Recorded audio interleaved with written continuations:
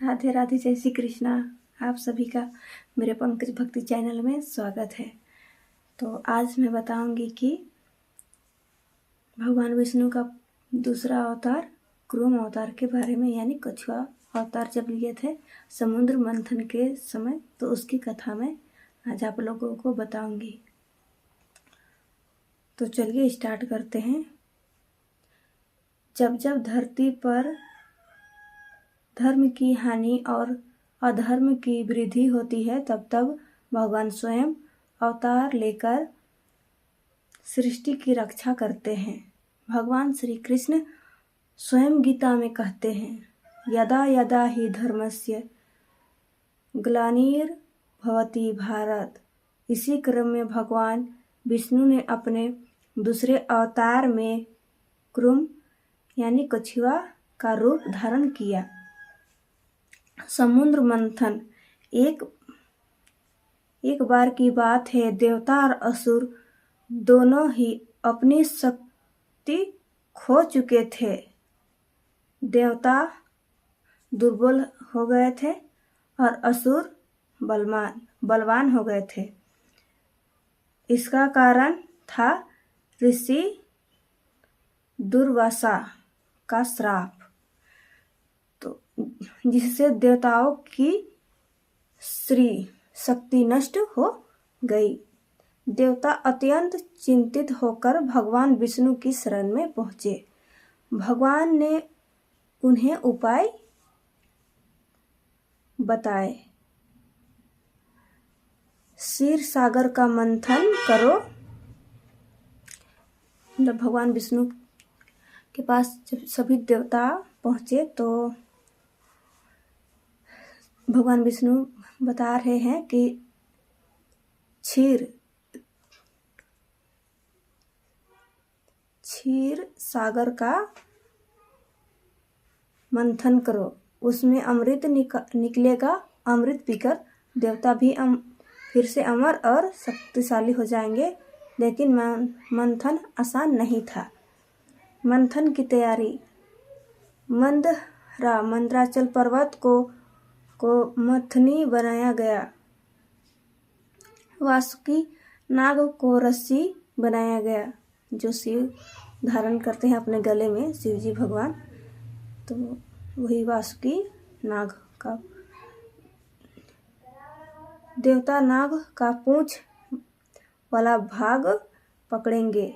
देवता यानी भगवान विष्णु बता रहे हैं सभी देवताओं को कि वासुकी जो नाग है उसका पूंछ को देवता पकड़ेंगे और असुर मुख वाला भाग को। लेकिन जैसे ही मंथन शुरू हुआ, मंदराचल पर्वत समुद्र में डूबने लगा। सारा प्रयास व्यर्थ होने लगा। भगवान का क्रूम अवतार, उसी टाइम भगवान क्रूम अवतार यानी कछुआ का अवतार लेते हैं। जब समस्या अत्यंत गंभीर हो गई, तब भगवान विष्णु ने क्रूम विशाल कछुआ का अवतार लिया। भगवान क्रूम बने और समुद्र के भीतर जाकर अपनी पीठ पर मंदराचल पर्वत को धारण किया। अब पर्वत स्थिर हो गया और मंथन सफलतापूर्वक होने लगा। भगवान की पीठ पर मंदराचल पर्वत घूमता रहा और भगवान को उससे दिव्य आनंद की अनुभूति होती रही। यह दिखाता है कि सृष्टि का सारा भार भगवान ही संभालते हैं, लेकिन भक्तों को कभी कष्ट का अनुभव होने नहीं देते। समुद्र मंथन से निकली दिव्य वस्तुएं। मंथन के दौरान कई अद्भुत वस्तुएं प्रकट हुई थी। जब समुद्र मंथन कर रहे थे असुर और देवता, तो उस टाइम जब सफल पूर्वक हो गया समुद्र मंथन, तो उस टाइम कुछ दिव्य वस्तुएं प्रकट हुई। तो इसमें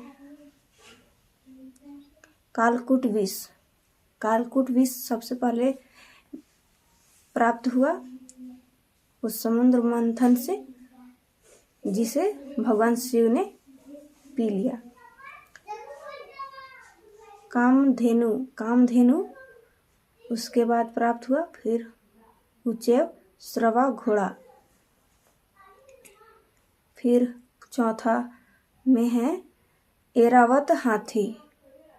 पांचवा है कौस्तुभ मणि। फिर छठा में है अप्सराएं। फिर सातवां में है महालक्ष्मी माता। उससे जब समुद्र मंथन हो रहे थे तब माता लक्ष्मी भी उसमें से प्राप्त हुए, अप्सराएं भी आई, प्राप्त हुए। आठवें अंत में ध्वंतरित अमृत कलश लेकर प्रकट हुई। लास्ट में अमृत प्रकट हुआ। फिर अमृत और भगवान विष्णु का लीला। अमृत को लेकर देवता और असुर में विवाद होने लगा, लड़ाई होने लगा। असुर अमृत हड़पना चाहते थे।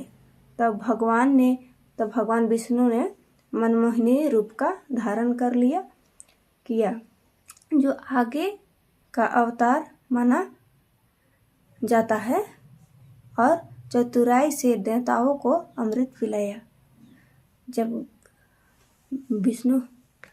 जब भगवान विष्णु मोहिनी का अवतार लेते हैं तो भगवान विष्णु एक नृत्य रखते हैं। उसमें एक साइड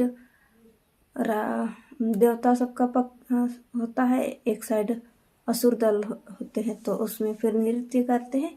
और जब वो अमृत पिलाते थे असुर को, तो असुर मतलब जो अमृत का कलश था उसे बदल देते थे।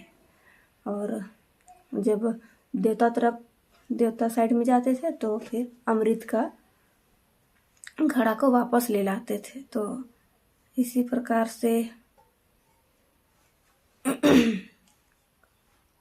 असुर सबको मतलब अमृत के जगह में कुछ और पिला देते थे।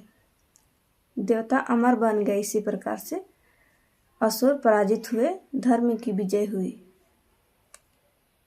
कुरुम अवतार में मिलने वाली शिक्षाएं। कुरुम अवतार में हमें यह सिखाता है कि संकट कितना भी बड़ा हो, भगवान समाधान अवश्य करते हैं।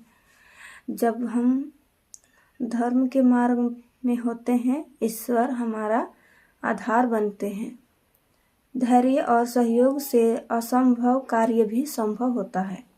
सृष्टि का संतुलन बनाए रखना ही भगवान का उद्देश्य है। भगवान का श्री विष्णु भगवान जी का कुरुम अवतार यह दर्शाता है कि जब संसार डगमगाने लगे तब भगवान स्वयं आधार बन जाते हैं। आज भी हमारा जीवन अस्थिर होता है। यदि हम कृष्ण या विष्णु एक ही है पर विश्वास रखें तो वो हमें भी अपनी पीठ पर सहारा देते हैं।